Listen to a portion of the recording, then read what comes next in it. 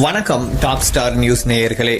தமிழ் நெஞ்சங்களை உலுக்கும் ஒரு அதிர்ச்சியான மற்றும் மிக துயரமான செய்தியோடுதான் இன்றைய தொகுப்பை நாம் தொடங்குகிறோம்.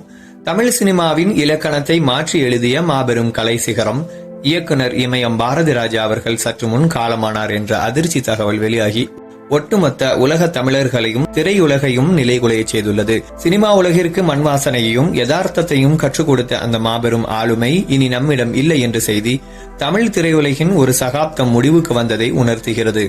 கடந்த சில நாட்களாகவே வயது முதிர்வு மற்றும் உடல்நலக்குறைவு காரணமாக அவர் மருத்துவமனையில் அனுமதிக்கப்பட்டு தீவிர சிகிச்சை பெற்று வந்தார்.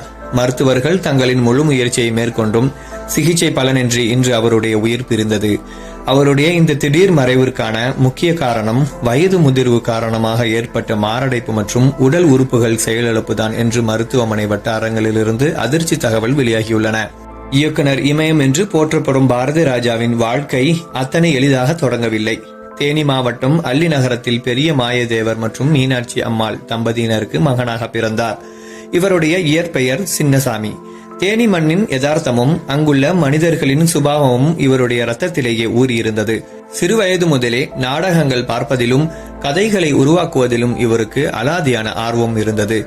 வாழ்க்கையின் தொடக்கத்தில் வறுமை மற்றும் குடும்ப சூழ்நிலை காரணமாக அவர் அரசு சுகாதாரத்துறையில் ஒரு சாதாரண ஆய்வாளராக பணியில் சேர்ந்தார்.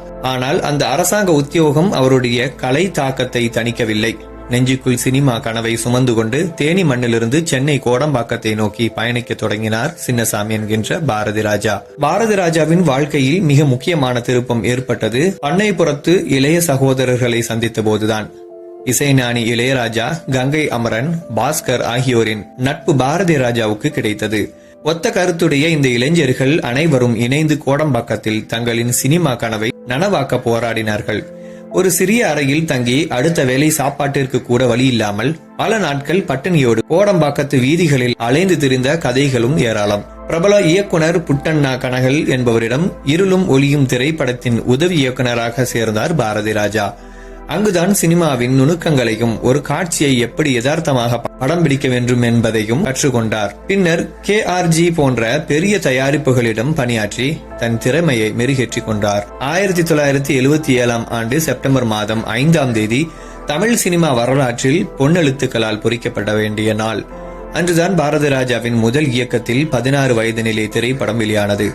அதுவரை மேக்கப் போட்டுக்கொண்டு ஸ்டூடியோ செட்டுகளுக்குள் சென்டிமெண்ட் பேசிக் கொண்டிருந்த தமிழ் சினிமாவை அப்படியே அள்ளி எடுத்துக்கொண்டு போய் கிராமத்து வயல்வெளிகளிலும் மண் சாலைகளிலும் நிப்பாட்டினார் பாரதிராஜா. அவர் உருவாக்கிய சப்பானி, பரட்டை, மயில் ஆகிய கதாபாத்திரங்கள் தமிழ் திரையுலகின் ஆகச்சிறந்த அடையாளங்களாக மாறின. கமல்ஹாசன், ரஜினிகாந்த், ஸ்ரீதேவி ஆகியோரின் நடிப்பு பசிக்கு தீனி போட்ட படம் அது. இத்திரைப்படம் வணிக ரீதியாக மாபெரும் வெற்றி பெற்றது மட்டுமல்லாமல் சிறந்த இயக்குனருக்கான தமிழக அரசின் விருதையும் பாரதிராஜாவுக்கு பெற்று தந்தது. தமிழ் சினிமா பாரதிராஜாவுக்கு முன், பாரதிராஜாவுக்கு பின் என்று இரண்டாக பிரித்த தருணம் அது. முதல் படத்தின் வெற்றிக்கு பிறகு பாரதிராஜா தொட்டதெல்லாம் பொன்னானது. கிழக்கே போகும் ரயில், சிகப்பு ரோஜாக்கள், அலைகள் ஓய்வதில்லை, மண் வாசனை, முதல் மரியாதை, வேதம் புதிது, கிழக்கு சீமையிலே, கருத்தம்மா என அவர் இயக்கிய ஒவ்வொரு படமும் ஒவ்வொரு காவியம். காதலை பாடினாலும் சரி, சாதிய கொடுமைகளை எதிர்த்து கேள்வி கேட்டாலும் சரி, அவருடைய கேமரா எப்போதுமே சமூகத்தின் யதார்த்த பக்கங்களையே காட்டியது. இயக்குனராக மட்டுமல்லாமல் கல்லுக்குள் ஈரம், ஆயுத எழுத்து மற்றும் பல சமீபத்திய திரைப்படங்களின் ஒரு தேர்ந்த நடிகராகவும் தன் முத்திரையை பதித்தார். பாசமிகு தந்தையாகவும் கண்டிப்பான பெரியவராகவும் அவர் நடித்த பாத்திரங்கள் ரசிகர்களின் நெஞ்சங்களை வென்றன. கலைத்துறைக்கு அவர் ஆற்றிய அரும்பணிக்காக இந்திய அரசு அவருக்கு பத்மஸ்ரீ விருது வழங்கி கௌரவித்தது.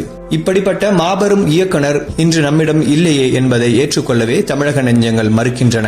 உடல் நல குறைவால் மருத்துவமனையில் அனுமதிக்கப்பட்டு இன்று தீவிர சிகிச்சை பலனின்றி அவர் மறைந்த செய்தி தமிழக கலைத்துறையின் ஈடு செய்ய முடியாத பேரிழப்பு. அவர் உடலால் நம்மை விட்டு பிரிந்திருக்கலாம், ஆனால் அவர் இயக்கிய காவியங்கள், அவர் தமிழ் சினிமாவிற்கு சொல்லிக் கொடுத்த யதார்த்த பாணி, அவர் உருவாக்கிய ஆக சிறந்த கதாபாத்திரங்கள் வாழும் வரை இயக்குனர் இமயம் பாரதிராஜா என்ற பெயர் உலகம் தமிழர்களின் நெஞ்சில் வாழ்ந்து கொண்டே இருக்கும்.